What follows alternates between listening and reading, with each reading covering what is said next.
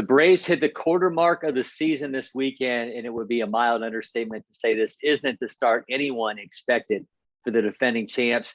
Grant McAuley and Cory McCartney here with you for another Battery Power TV as we take stock of this team reaching that quarter mark. Atlanta sits in fourth place, 4 games below 500 and 8 games back of the Mets in the National League East. It's a sequel of 2021 and not the kind that anyone wanted to greenlight, Grant. And it's worth noting that 8-game deficit ties the furthest back that they were of any point last season. Yeah, I mean, those are the unfortunate stats and the reality of where they do find themselves at this point. And I do want to underscore the fact that we have a lot of baseball left to be played, but there's no getting around the fact this was not the start that Atlanta had in mind to get off to. I mean, maybe you are trailing in the division and it's understandable, and you do have the strength of the schedule, or the length of the schedule, I should say, to make up that time. But when you feel like you haven't even gotten to Memorial Day and you're the furthest back you've been in quite some time, I would venture we're talking 2017 territory here to find the Braves 8 games out at any point, especially consistently in a season. This is something that the Braves need to fix, and the way to fix it is start playing consistent baseball on a regular basis, start winning series. Don't spend so much time looking at the standings, but make some progress and then kind of check in every now and again and then see where you are. And I'm sure that the Braves are taking that marathon approach. That's something that they've done pretty well in the past, but yeah, not the start they're looking for. No two ways about that. All right, so let's go each phase by phase here. We'll dive into kind of what's gone right, what's gone wrong with the Braves. And we'll start off with, really what's been the biggest issue with this team, and that's the offense. 21st in Fangraph WAR, 18th in weighted run created plus, hitting a collective 6% below league average, 18th in runs, but 5th in homers. And the two major issues, I think, with this team are play discipline and situational hitting. And we start off with discipline. No team has struck out more than the Braves, making it no surprise that they also have the league's worst contact rate, but they're swinging at the 7 most pitches outside the zone, and they have 3 of the league's biggest culprits there. Ozzie Albies, Adam Duvall, and Marcelo Zuna, they're all in the top 30. And then situational hitting, they're 27th in OPS in high leverage situations, 23rd with runners in scoring position, and 20th with runners on a general, hence all those solo home runs that this team is hitting. And it's really been at its worst for 2 through 5 in the order. They're dead last in WRC plus with runners on in a scoring position. Having Ronald Acuna Jr. back in a consistent basis is obviously going to fix a lot of this, Grant, but those issues have really led to a lot of this team's inconsistencies. Yeah, well, having Ronald back doesn't necessarily fix 2 through 5. It might allow you to move a couple of pieces around that maybe get some guys started, but it doesn't necessarily fix the underperformance. That would probably be the word or the phrase that I would put on the 2022 Braves offense more than anything. They're just not performing to the level that they've shown in the past, to the level of expectations, and in the situations in which they need to the most. Hence those runners in scoring position stats and those situational stats that just they belie a club that is under 500. That's exactly what you would expect. I mean, looking at the big picture hitting wise, you got a 297 on base percentage as a team. That's 22nd in all of Major League Baseball, just ahead of the Cincinnati Reds, who have had a lot more trouble winning baseball games than the Atlanta Braves had this year. 370 strikeouts coming into the day on Friday. Arizona has been neck and neck with them, so those two may trade that dubious distinction throughout the weekend. But either way, you don't want to be one of the top 2 teams in strikeouts, even in a heightened strikeout era in which the Braves find themselves right now. 47 home runs, 5th most in baseball, 2nd most in the National League, and a 689 OPS overall as a club.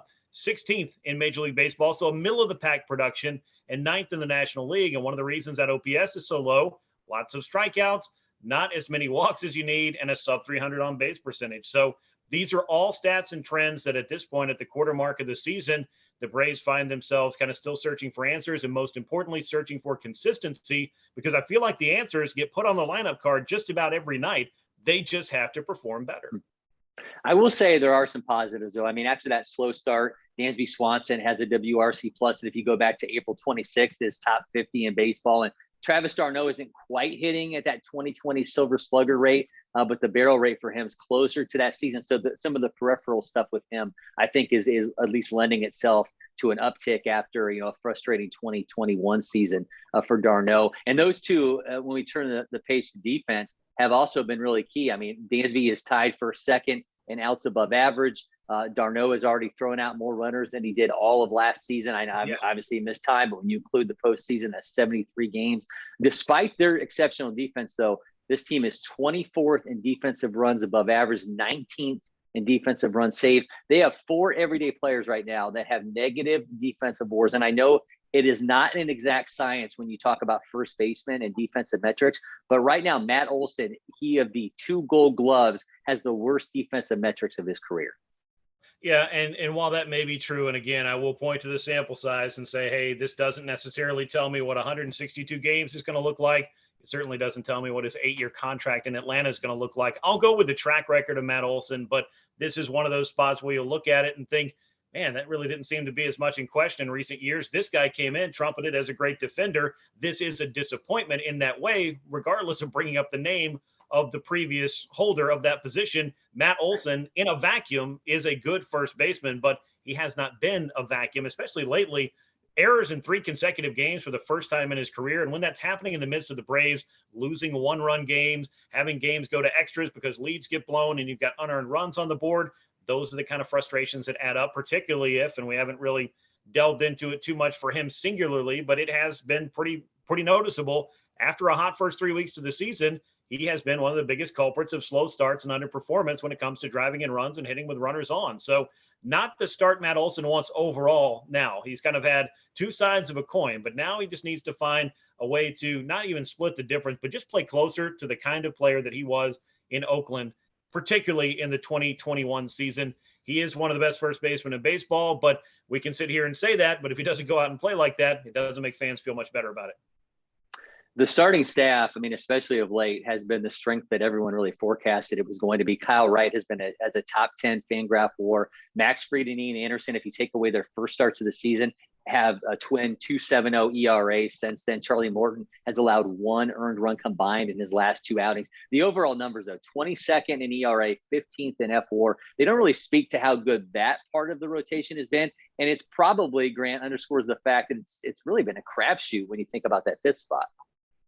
It has, but I would also look at some bigger picture stuff for the Braves staff when I was going through what the teams have done in all of Major League Baseball across the first month and a half of the season. Yeah, the Braves are 22nd in ERA with one just below 4. 228 opponents batting average, though, is 11th in all of baseball, and it's just behind the New York Mets, but the New York Mets have an ERA over half a run better. And I know ERA is kind of an old draconian stat, but it kind of lets you know how many runs are being allowed per 9 innings. So I still feel like it's at least a baseline so that we can dive a little bit deeper into the numbers. And one of the numbers I found was walks. The Braves with the 6th most walks as a pitching staff overall, bullpen and rotation in Major League Baseball. They do, however, miss a lot of bats. They're 6th in strikeouts, but whether it's the rotation, which is going to have a lot of the strikeouts, or this bullpen, which has a lot of high strikeout arms, it just seems like, situationally speaking, they don't have a lot of breathing room on some of these nights. So you can't really look at a couple of spots in rotation and start questioning, hey, are we going to be able to get through these nights? Are we going to get into the middle innings with a chance to win this baseball game? Is the offense going to come alive? So I would kind of marry these 2 things together. The offensive struggles, it only magnifies when the pitching has an off day, and they're allowed to have some off days, but there has been some underperformance there, and bases on balls. I think a lot of people have pointed that as one of the Achilles heels for the Braves pitching staff in the early going. It just seems to come back and bite them. Hey, leadoff walk in the 9th inning against the Milwaukee Brewers leads to Kenley Jansen's first blown save. And I'm not just pointing at him. I'm just saying the most recent example of this, blown save, loss in extras, more of the same from the Braves as a whole, and the way they have to be feeling at this point, that they're just not playing up to their own standards. Okay, you moved us into the bullpen, so let's jump into this. Obviously, there have been more positives with this bullpen than negatives. Kenley Jansen, 26 consecutive save streak. You mentioned that was snapped in Milwaukee. But his strikeout rate, I mean, still it's up 5% year over year. The walk rate's down 6% year over year. And among qualified relievers, AJ Minter has the 4th best K rate. And if you push that to 20 innings, nobody has a better K rate than Spencer Strider has right now. I mean, obviously, you lose Luke Jackson. That hurts. Tyler Matzik is on the IL with shoulder discomfort. Will Smith has an over 10-1 ERA in his last 4 outings. But only the Yankees have a better bullpen Fangraph WAR right now. We knew depth was going to be a weapon for this bullpen, the way they were constructed over the season, the maneuvers that Alex Anthopoulos made.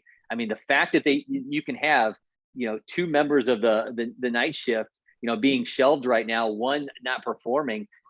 They've just got so much depth in this area, and it's really showing when we run through the numbers that I just went with Jansen, Strider, and Minter. Yeah, it has. And I think that among relievers that have just shown the most this year and perhaps been the most impressive, AJ Minter's at the top of my list. And that's all due respect to Kenley Jansen. And of course, a lot of respect to Spencer Strider and what he's shown in his opportunities as a reliever, particularly as a multi-inning weapon. But there were going to be places that you had to pick up for gaps in what was the kind of coverage that you were getting in the late innings, particularly in October, with Luke Jackson on the shelf, with Tyler Matzik not really pitching like the same guy, down a couple of ticks in velocity. Then, of course, we saw walks and some wildness, and that ended up with an injured list stint. And hopefully that's just something that allows him to rest, recalibrate, and get back sooner than later. But the bottom line is the Braves are having their depth tested in a big-time way, having Minter pitching at a high level, maybe giving Spencer Strider more duties, but at least having some continuity at the end of that bullpen, some consistency with a proven closer like Kenley Jansen. That was a huge question for the Braves last year. All season long was, are they really going to win with this guy closing? And that guy was Will Smith. And I don't know that anybody had much more singular success in the postseason than Will did. I mean, there were some big innings thrown in that Braves bullpen, but he did the job, I guess is what I'm saying. But it hasn't looked a lot like that here this season. But he's still a useful arm, and he's an arm that they're going to have to get a lot out of as well, particularly when you're playing a man down, 2 men down, and perhaps more. This depth is going to be tested, but this is one of the strengths of this club. And I feel like as the starting rotation solidifies, Charlie Morton, as you mentioned, returning to form, you're getting good appearances from Kyle Wright, from Max Fried, from Ian Anderson. Maybe Tucker Davidson can provide a patch for that bullpen, or excuse me, for that rotation in the fifth spot that helps out that bullpen a little bit more. The success of the rotation sets the bullpen up for more success. And I feel like that's one of the missing keys for the Braves too, or just one of the things, one of the ingredients to making them the kind of club that they were down the stretch and through October last year. I know a lot of people are tired about hearing about glimmers of hope, but I think if the Braves are going to get it turned around, I mean, this upcoming schedule is absolutely prime for it. The next 29 games, that's 9 series. Every one of them is against a team with a losing record. They will not see a team currently above 500 until the Giants on June 20th. And that run begins this weekend against the Marlins as they head down for 3 games in Miami. A major positive storyline in this one is that they'll avoid seeing Pablo Lopez and that 1.57 ERA. But Grant, unfortunately, the Marlins still roll out 2 very strong arms in this. Trevor Rogers, who has allowed 1 run over his last 2 outings combined. Sandy Alcantara, who has allowed more than 2 earned runs just once in 8 starts.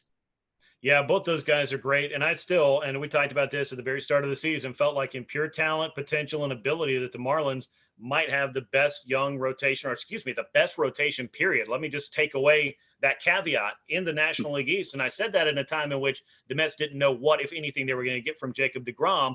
And we've seen, and this doesn't have anything to do with Miami, but now the Mets depth has been tested with Max Scherzer being out for 6 to 8 weeks, with Tyler McGill being on the injured list as well, in addition to being down Jacob deGrom. So there's a lot to still occur here in the 2022 season. And I think that the Miami Marlins are going to have a role to play in this divisional race. They may not win this thing, but with that pitching staff, they're going to make it very difficult for clubs to think, all right, we got to make up some ground. Okay, we got Miami on the schedule in 2 of the next 3 series, and we're going to figure out a way to, stem the tide and turn our season around. You run into some arms like this, you may be running into some losses that you did not have in mind, which is only going to magnify other missed opportunities. We've already seen this Marlins club once, and it wasn't an easy ride for the Braves in that series. And so 16 more times to go. They have lost Jesus Luzardo. That's kind of a setback for them. I think their offense has underperformed outside of Jazz Chisholm at a pretty good rate. So you're not necessarily running into a club that's red hot with a whole bunch of guys hitting the ball all over the yard, but I still think this is going to be a challenge. And it all starts with trying to get the best of those arms. Even if you do miss their number 1 guy, numbers 2, 3, 4, and sometimes 5, also pretty capable starting pitchers. The Marlins not going to be pushovers in that department for sure. You mentioned Chisholm, and he went 5 for 11 with a double, triple, and a home run in their last series. And you talk about dynamic players. Certainly, Ronald Acuna Jr. has gotten it done, and then some against the Marlins. It's really the stuff of Braves lore, and OPS over 1,100, 21 home runs. As long as he's in the lineup, Grant, in this matchup, I think you have to expect lots and lots of damage. It's going to be in the mind of one Ronald Acuna Jr.